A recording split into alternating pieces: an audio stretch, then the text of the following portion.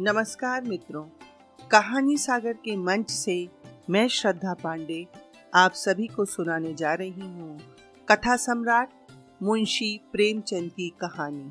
आज की कहानी का नाम है सुहाग का शव।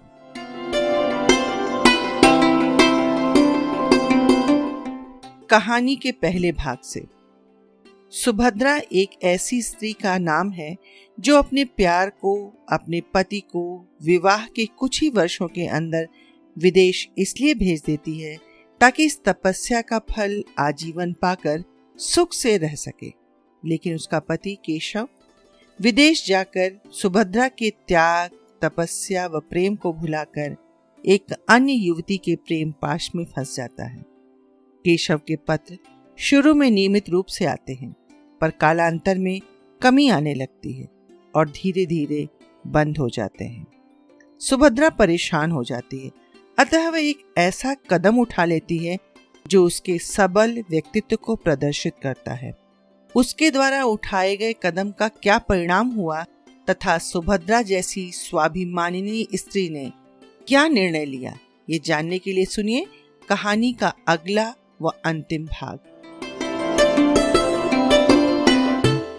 सुभद्रा दिन भर युवती का इंतजार करती रही। कभी बरामदे में आकर इधर उधर निगाह दौड़ाती, कभी सड़क पर देखती, पर उसका कहीं पता न था। मन में झुंझलाती थी कि क्यों नहीं उसी वक्त सारा वृतांत कह सुनाया। केशव का पता उसे मालूम था, उस मकान और गली का नंबर तक याद था जहां से वह उसे पत्र लिखा करता था। ज्यों ज्यों दिन ढलने लगा और युवती के आने में विलंब होने लगा, उसके मन में एक तरंग सी उठने लगी कि जाकर केशव को फटकारे, उसका सारा नशा उतार दे, कहे तुम इतने भयंकर हिंसक हो, इतने महान धूर्त हो, यह मुझे मालूम न था। तुम यही विद्या सीखने यहाँ आए थे? तुम्हारे पांडित्य का यही फल है? तुम एक अबला को, जिसने तुम्हारे ऊपर अपना सर्वस्व अर्पण कर दिया हो, उसके साथ छल करते हो? तुम्हें क्या मनुष्यता नाम की भी नहीं रह गई? आखिर तुमने मेरे लिए क्या सोचा है? मैं सारी जिंदगी तुम्हारे नाम को रोती रहूं? नहीं, जिसने उसके साथ ऐसा कपट किया है, उसका इतना अपमान किया है, उसके पास वह न जाएगी। वह उसे देखकर अपने आंसुओं को रोक सकेगी या नहीं, इसमें उसे संदेह था, और केशव के सामने वह रोना नहीं चाहती थी। अगर केशव उससे घृणा करता है तो वह भी केशव से घृणा करेगी। संध्या भी हो गई, पर युवती न आई। बत्तियां भी जली, पर उसका पता नहीं। एकाएक उसने कमरे के द्वार पर किसी के आने की आहट मालूम हुई। वह कूदकर बाहर निकल आई। युवती कपड़ों का पुलिंदा लिए सामने खड़ी थी। सुभद्रा को देखते ही बोली, क्षमा करना, मुझे आने में देर हो गई। बात यह है कि केशव को किसी बड़े जरूरी काम से जर्मनी जाना है। वहां 1 महीने से ज्यादा समय लग जाएगा। वे चाहते हैं कि मैं भी उनके साथ चलूं। मुझसे उन्हें अपनी थीसिस लिखने में बड़ी सहायता मिलेगी। बर्लिन के पुस्तकालयों को छानना पड़ेगा। मैंने भी स्वीकार कर लिया। केशव की इच्छा है कि जर्मनी जाने से पहले हमारा विवाह हो जाए। कल संध्या समय संस्कार हो जाएगा। अब ये कपड़े मुझे आप जर्मनी से लौटने पर दीजिएगा। विवाह के अवसर पर हम मामूली कपड़े पहन लेंगे, और क्या करती, इसके सिवा कोई उपाय न था। केशव का जर्मनी जाना अनिवार्य है। सुभद्रा ने कपड़ों को मेज पर रखा और कहा, आपको धोखा दिया गया है। युवती ने घबराकर पूछा, धोखा? कैसा धोखा? मैं बिल्कुल नहीं समझती तुम्हारा मतलब। सुभद्रा ने संकोच के आवरण को हटाने की चेष्टा करते हुए कहा, केशव तुम्हें धोखा देकर तुमसे विवाह करना चाहता है। केशव ऐसा आदमी नहीं है जो किसी को धोखा दे। क्या तुम केशव को जानती हो? केशव ने तुमसे अपने विषय में सब कुछ कह दिया है? सब कुछ, कोई भी बात नहीं छिपाई। मेरा तो यही विचार है कि उन्होंने एक भी बात नहीं छिपाई। तुम्हें मालूम है कि उनका विवाह हो चुका है? युवती की मुख ज्योति कुछ मलिन पड़ गई। उसकी गर्दन लज्जा से झुक गई। अटक अटक कर बोली, हाँ, उन्होंने मुझसे यह बात कही थी। सुभद्रा परास्त हो गई। घृणा सूचक नेत्रों से देखती हुई बोली, ये जानते हुए भी तुम केशव से विवाह करने पर तैयार हो? युवती ने अभिमान से देखकर कहा, तुमने केशव को देखा है? नहीं, मैंने तो उन्हें कभी नहीं देखा। फिर तुम उन्हें कैसे जानती हो? मेरे एक मित्र ने मुझसे बात कही है। वे केशव को जानते हैं। अगर तुम एक बार केशव को देख लेती, एक बार उनसे बातें कर लेती, तो मुझसे यह प्रश्न नहीं करती। एक नहीं, उन्होंने अगर 100 विवाह भी किए होते तो मैं इसे इनकार न करती। उन्हें देखकर मैं अपने को बिल्कुल भूल जाती हूँ। अगर उनसे विवाह न करूं तो फिर मुझे जीवन भर अविवाहित ही रहना पड़ेगा। जिस समय वे मुझसे बात करने लगते हैं, मुझे ऐसा अनुभव होता है मेरी आत्मा पुष्प की भांति खिली जा रही है। मैं उसमें प्रकाश और विकास का प्रत्यक्ष अनुभव करती हूँ। दुनिया चाहे जितना हंसे, चाहे जितनी निंदा करे, मैं केशव को अब नहीं छोड़ सकती। उनका विवाह हो चुका है, ये सत्य है, पर उस स्त्री से उनका मन कभी नहीं मिला। यथार्थ में उनका विवाह अभी हुआ ही नहीं। वह कोई साधारण अर्ध शिक्षिता बालिका है। तुम ही सोचो, केशव जैसा विद्वान, उदारचेता, मनस्वी पुरुष ऐसी बालिका के साथ कैसे प्रसन्न रह सकता है? तुम्हें कल मेरे विवाह पर चलना पड़ेगा। सुभद्रा का चेहरा तमतमाया जा रहा था। केशव ने उसे इतने काले रंगों से रंगा है, ये सोचकर उसका रक्त खौल रहा था। जी में आता था इसी क्षण उसे दुत्कार दूं, लेकिन उसके मन में कुछ और ही मंसूबे पैदा होने लगे। उसने गंभीर पर उदासीनता के भाव से पूछा, केशव ने कुछ उस स्त्री के विषय में नहीं कहा? युवती ने तत्परता से कहा, घर पहुंचने पर वह उससे केवल यही कह देंगे कि हम और तुम अब स्त्री पुरुष नहीं रह सकते। उसके भरण पोषण का वह उसके इच्छा अनुसार सारे प्रबंध कर देंगे। इसके सिवा वे कर ही क्या सकते हैं? हिंदू नीति में पति पत्नी में विच्छेद हो ही नहीं सकता, पर केवल स्त्री को पूर्ण रीति से स्वाधीन कर देने के विचार से वे ईसाई या मुसलमान होने पर भी तैयार हैं। वे तो अभी उसे इसी आशय का एक पत्र लिखने जा रहे हैं, पर मैंने ही रोक दिया। मुझे उस अभागिनी पर बड़ी दया आती है। मैं तो यहाँ तक तैयार हूँ कि अगर उसकी इच्छा हो तो वह हमारे साथ रहे। मैं उसे अपनी बहन समझूंगी, किंतु केशव इसमें सहमत ही नहीं होते। सुभद्रा ने व्यंग से कहा, रोटी कपड़ा देने को तैयार ही हैं, स्त्री को इसके सिवा और क्या चाहिए?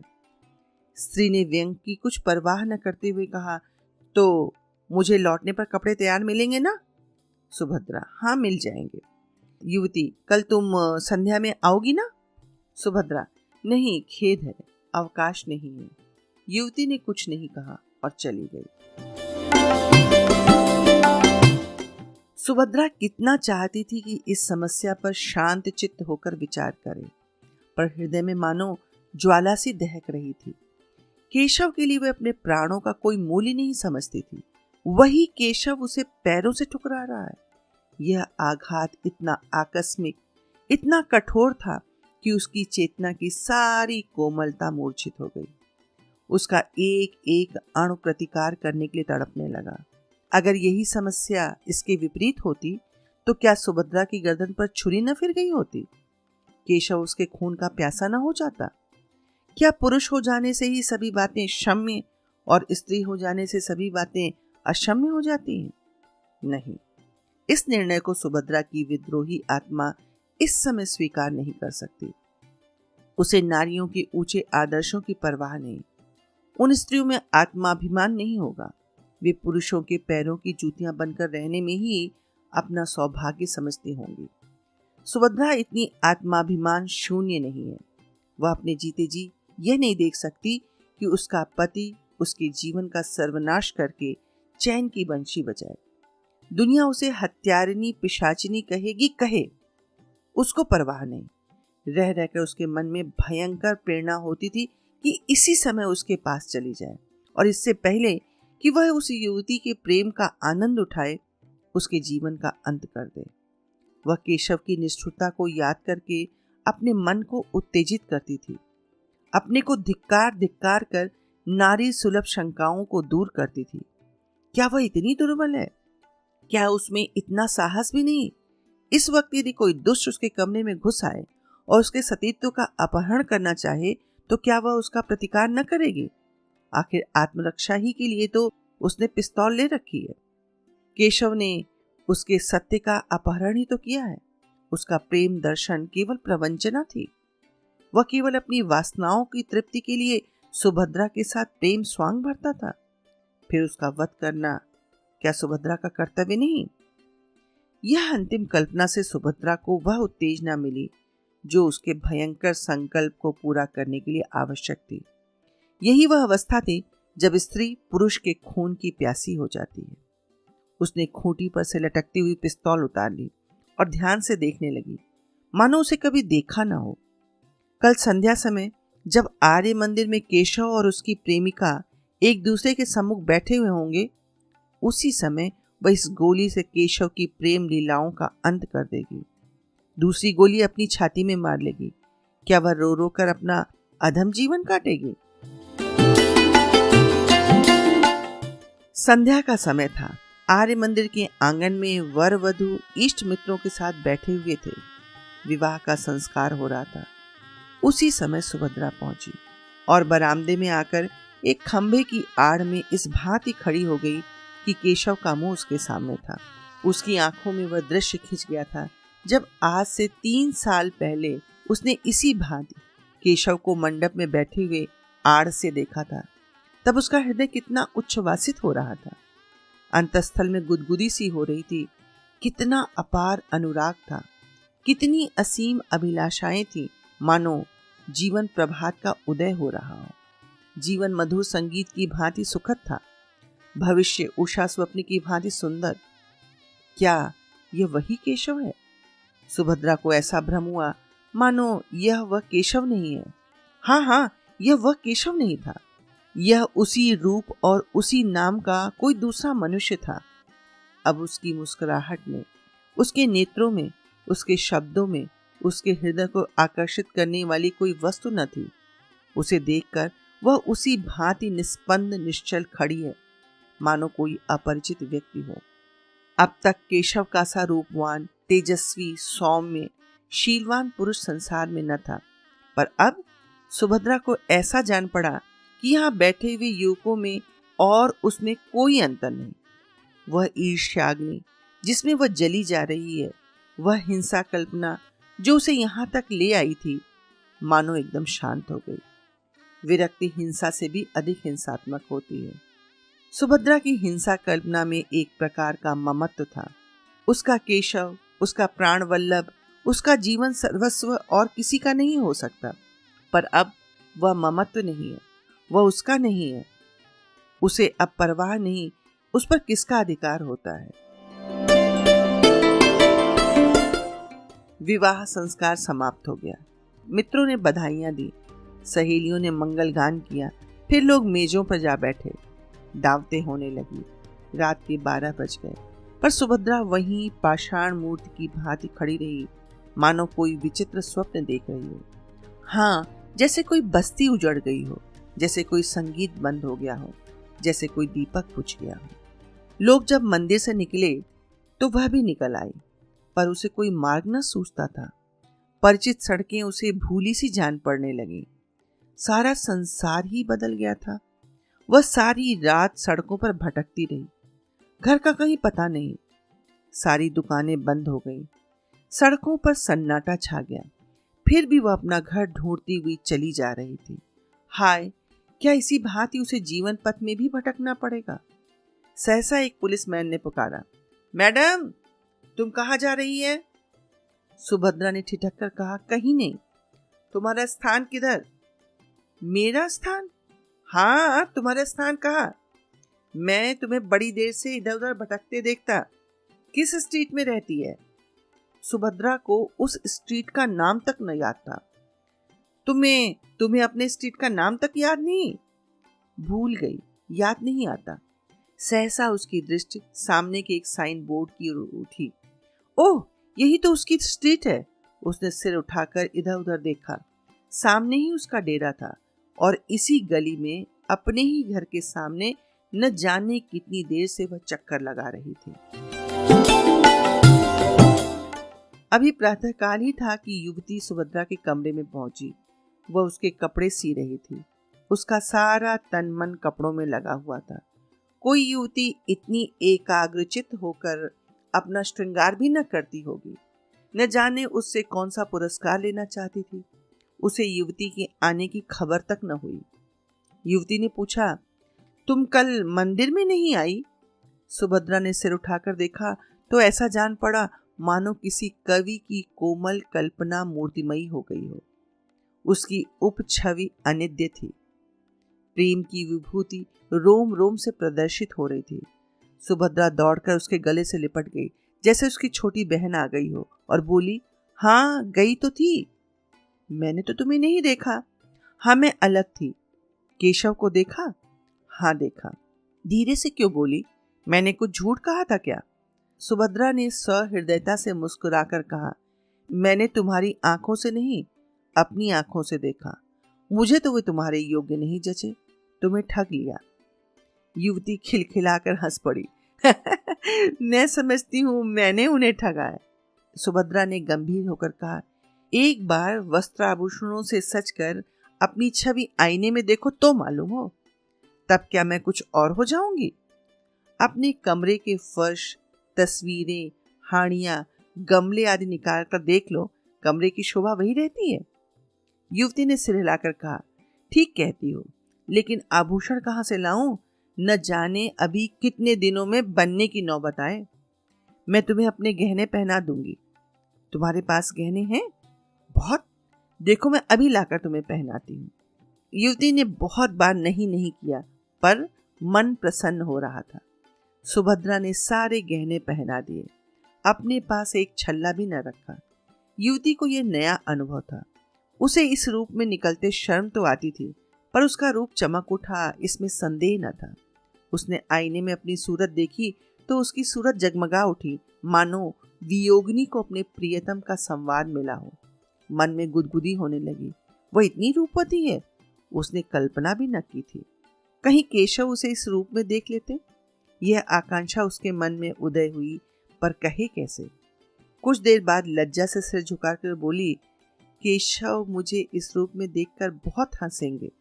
सुभद्रा, हंसेंगे नहीं, बलैया लेंगे, आंखें खुल जाएंगी। तुम आज इसी रूप में उनके पास जाना। युवती ने चकित होकर कहा, सच? आप इसकी अनुमति देती हैं? सुभद्रा ने कहा बड़े हर्ष से। तुम्हें संदेह ना होगा? बिल्कुल नहीं। और जो मैं 2-4 दिन पहने रहूं? तुम 2-4 महीने पहने रहो, आखिर यहाँ पड़े ही तो हैं।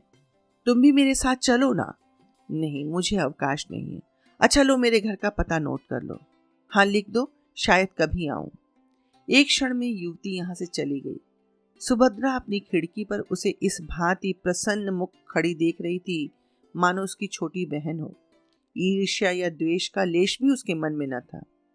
मुश्किल से 1 घंटा गुजरा होगा कि युवती लौटकर बोली, सुभद्रा क्षमा करना, मैं तुम्हारा समय बहुत खराब कर रही हूँ। केशव बाहर खड़े हैं, बुला लूं? एक क्षण, केवल एक क्षण के लिए। सुभद्रा कुछ घबरा गई। उसने जल्दी से उठकर मेज पर पड़ी हुई चीजें इधर उधर हटा दी, कपड़े करीने से रख दिए, अपने उलझे हुए बाल संभाल लिए। फिर उदासीन भाव से मुस्कुराकर बोली, उन्हें तुमने क्यों कष्ट दिया? जाओ बुला लो। 1 मिनट में केशव ने कमरे में कदम रखा और चौंक कर पीछे हट गए, मानो पांव जल गया हो। मुख से एक चीख निकल गई। सुभद्रा गंभीर, शांत, निश्चल अपनी जगह पर खड़ी रही। फिर हाथ बढ़ाकर बोली, मानो किसी अपरिचित व्यक्ति से बोल रही हो, आइए मिस्टर केशव, मैं आपको ऐसी सुशील, ऐसी सुंदर, ऐसी विदुषी रमणी पाने पर बधाई देती हूँ। केशव के मुंह पर हवाइयां उड़ रही थी। वह पथभ्रष्ट सा बना खड़ा था। लज्जा और ग्लानि से उसके चेहरे पर रंग आता था, एक रंग जाता था। यह बात एक दिन होने वाली थी अवश्य, पर इस तरह अचानक उसकी सुभद्रा से भेंट होगी, इसका उसे स्वप्न में भी गुमान न था। सुभद्रा से ये बात कैसे कहेगा, इसको उसने खूब सोच लिया था। उसके आक्षेपों का उत्तर सोच लिया था। पत्र के शब्द तक मन में अंकित कर लिए थे। ये सारी तैयारियां धरी की धरी रह गई और सुभद्रा से साक्षात हो गया। सुभद्रा उसे देखकर जरा भी नहीं चौंकी। उसके मुख पर आश्चर्य, घबराहट या दुख का एक चिन्ह भी न दिखाई दिया। उसने उसी भांति उससे बात की, मानो वह कोई अजनबी हो। यहाँ कब आई, कैसे आई, क्यों आई, कैसी गुजर रही है, यह और इस तरह के असंख्य प्रश्न पूछने के लिए केशव का चित्त चंचल हो उठा। उसने सोचा था सुभद्रा उसे धिक्कारेगी, विष खाने की धमकी देगी, निष्ठुर, निर्दय और न जाने क्या क्या कहेगी। इन सब आपदाओं के लिए वह तैयार था, पर इस आकस्मिक मिलन, इस गर्व युक्त उपेक्षा के लिए वह तैयार न था। वह प्रेम व्रतधारिणी सुभद्रा इतनी कठोर, इतनी हृदय शून्य हो गई है। अवश्य ही इसे सारी बातें पहले से मालूम हो चुकी हैं। सबसे तीव्र आघात यह था कि उसने अपने सारे आभूषण इतनी उदारता से दे डाले और कौन जाने वापस भी न लेना चाहती हो। वह परास्त और अप्रतिभ होकर कुर्सी पर बैठ गया। उत्तर में एक शब्द भी उसके मुख से न निकला। युवती ने कृतज्ञता का भाव प्रकट करते हुए कहा, इनके पति इस समय जर्मनी में हैं। केशव ने आंख फाड़कर देखा पर कुछ बोल न सका। युवती ने फिर कहा, बेचारी संगीत के पाठ पढ़ाकर और कुछ कपड़े सीकर अपना निर्वाह करती है। वे महाशय यहाँ आ जाते तो उन्हें उनके सौभाग्य पर बधाई देती। केशव इस पर भी कुछ न बोल सका, पर सुभद्रा ने मुस्कुराकर कहा, वे मुझसे रूठे हुए हैं, बधाई पाकर और भी झल्लाते। युवती ने आश्चर्य से कहा, तुम उन्हीं के प्रेम के लिए तो यहाँ आई हो, अपना घर बार छोड़ा, इतनी मेहनत मजदूरी करके यहाँ निर्वाह कर रही हो, फिर भी वो तुमसे रूठे हुए हैं। आश्चर्य? सुभद्रा ने उसी भांति प्रसन्न मुख से कहा, पुरुष प्रकृति ही आश्चर्य का विषय है, चाहे मिस्टर केशव इसे स्वीकार न करें। युवती ने फिर केशव की ओर प्रेरणापूर्ण दृष्टि से देखा, लेकिन केशव उसी भांति अप्रतिभ बैठा रहा। उसके हृदय पर यह नया आघात था। युवती ने उसे चुप देखकर उसकी तरफ से सफाई दी। केशव स्त्री और पुरुष दोनों को समान अधिकार देना चाहते हैं। केशव डूब रहा था। तिनके का सहारा पाकर उसकी हिम्मत बन गई। बोला, विवाह एक प्रकार का समझौता है, दोनों पक्षों को अधिकार है जब चाहे उसे तोड़ दे। युवती ने हामी भरी। सभ्य समाज में यह आंदोलन बड़े जोरों पर है। सुभद्रा ने शंका की, किसी समझौते को तोड़ने के लिए कारण भी तो होना चाहिए।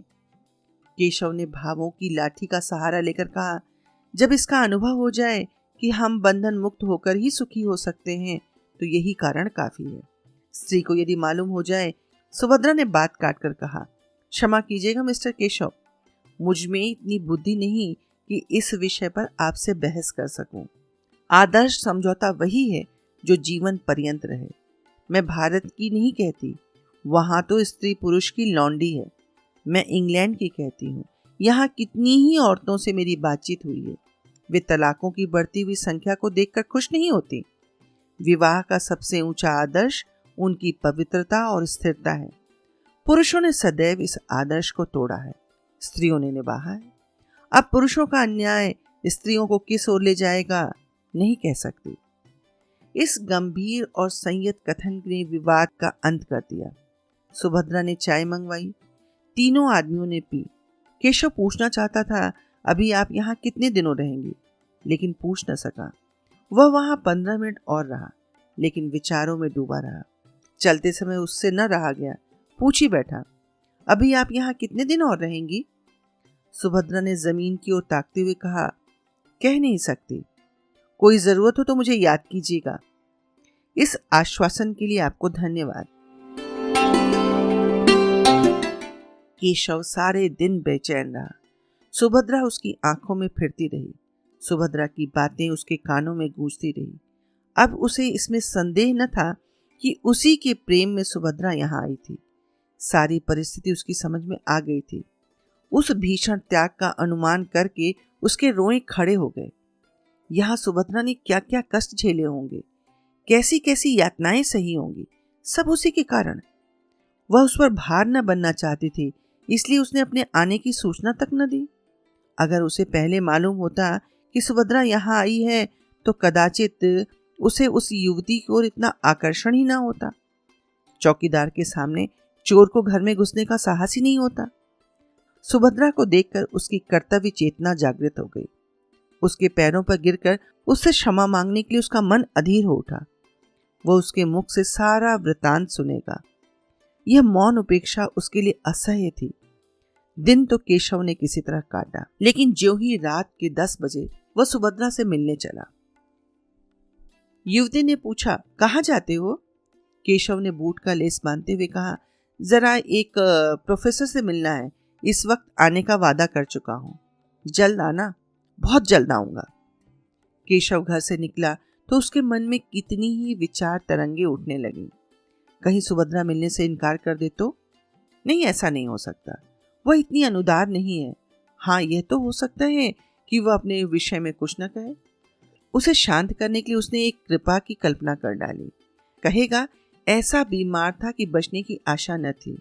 उर्मिला ने ऐसा तन्मय होकर उसकी सेवा शुश्रूषा की कि उससे प्रेम हो गया। कथा का सुभद्रा पर जो असर पड़ेगा, इसके विषय में केशव को कोई संदेह न था। परिस्थिति का बोध होने पर वह उसे क्षमा कर देगी, लेकिन इसका फल क्या होगा? क्या वह दोनों को एक सा प्रेम कर सकता है? सुभद्रा को देख लेने के बाद उर्मिला को शायद उसके साथ रहने में आपत्ति हो।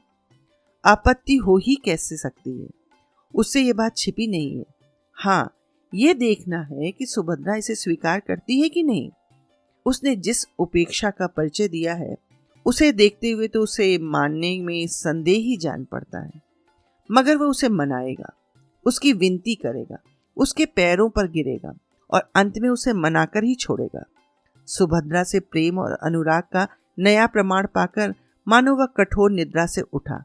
उसे अब अनुभव हो रहा था कि सुभद्रा के लिए उसके हृदय में जो स्थान था वह खाली पड़ा हुआ है। उर्मिला उस स्थान पर अपना आधिपत्य नहीं जमा सकती। अब उसे ज्ञात हुआ कि उर्मिला के प्रति उसका प्रेम वह तृष्णा थी जो स्वादयुक्त पदार्थों को देखकर ही उत्पन्न होती है। वह सच्ची क्षुधा न थी। अब फिर उसे सरल सामान्य भोजन की इच्छा हो रही थी। विलासिनी उर्मिला कभी इतना त्याग कर सकती है? इसमें संदेह था। सुभद्रा के घर पहुंचकर केशव का मन कुछ कातर होने लगा, लेकिन उसने जी कड़ा करके जीने पर कदम रखा और एक क्षण में सुभद्रा के द्वार पर पहुंच गया। लेकिन कमरे का द्वार बंद था, अंदर भी प्रकाश न था। अवश्य वह कहीं गई है, आती होगी। तब तक उसने बरामदे में टहलने का निश्चय किया। सहसा मालकिन आती हुई दिखाई दी। केशव ने बढ़कर पूछा, आप बता सकती हैं कि वह महिला कहाँ गई? मालकिन ने उसे सिर से पांव तक देखकर कहा, वह तो आज यहाँ से चली गई। केशव ने हकबकाकर पूछा, चली गई? कहाँ चली गई? ये तो मुझे कुछ नहीं बताया। कब गई? वह तो दोपहर में ही चली गई। अपना असबाब लेकर गई? असबाब किसके लिए छोड़ जाती? हाँ, एक छोटा सा पैकेट अपनी एक सहेली के लिए छोड़ गई हैं। उस पर मिसेज केशव लिखा हुआ है। मुझसे कहा था कि यदि वे आए तो उन्हें दे देना, नहीं तो डाक से भेज देना। केशव को अपना हृदय इस तरह बैठता हुआ मालूम हुआ जैसे सूर्य का अस्त होना है। एक गहरी सांस लेकर बोला, आप मुझे वह पैकेट दिखा सकती हैं? केशव मेरा ही नाम है। मालकिन ने मुस्कुराकर कहा, मिसेस केशव को कोई आपत्ति तो ना होगी? तो फिर मैं उन्हें बुला लाऊं? हाँ, उचित तो यही होगा। बहुत दूर जाना पड़ेगा। केशव कुछ ठिठकता हुआ जीने की ओर चला तो मालकिन ने फिर कहा, मैं समझती हूँ, आप इसे ले जाइए, व्यर्थ आपको क्यों दौड़ाऊं। मगर कल मेरे पास एक रसीद भेज दीजिएगा, शायद उसकी जरूरत पड़े। यह कहते हुए उसने एक छोटा सा पैकेट केशव को दे दिया। केशव पैकेट लेकर इस तरह भागा मानो कोई चोर भागा जा रहा हो। इस पैकेट में क्या है, ये जानने के लिए उसका हृदय व्याकुल हो रहा था। उसे इतना विलंब असह्य था कि अपने स्थान पर जाकर उसे खोले। समीप ही एक पार्क था। वहां जाकर उसने बिजली के प्रकाश में उस पैकेट को खोल डाला। उस समय उसके हाथ कांप रहे थे और हृदय इतनी वेग से धड़क रहा था मानो किसी बंधु की बीमारी के समाचार के बाद तार मिला हो। पैकेट का खुलना था कि केशव की आंखों से आंसुओं की झड़ी लग गई। उसमें एक पीले रंग की साड़ी, एक छोटी सी सिंदूर की डिबिया और एक केशव का फोटो चित्र के साथ ही एक लिफाफा भी था। केशव ने उसे खोलकर पढ़ा। उसमें लिखा था, बहन, मैं जाती हूँ। ये मेरे सुहाग का शव है। इसे टेम्स नदी में विसर्जित कर देना। तुम्ही लोगों के हाथों ये संस्कार भी हो जाए तो अच्छा है। तुम्हारी बहन सुभद्रा। केशव मरमाहत सा पत्र हाथ में लिए वहीं घास पर लेटकर फूट फूट कर रोने लगा।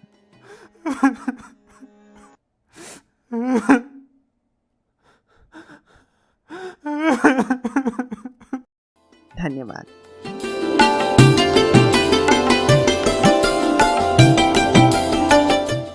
मित्रों, यदि मेरी कहानी आपको अच्छी लगी हो तो आपसे करबद्ध प्रार्थना है कि अपने मित्रों के साथ साझा कीजिए और शीघ्र ही मैं अपनी अगली कहानी के साथ फिर आऊंगी।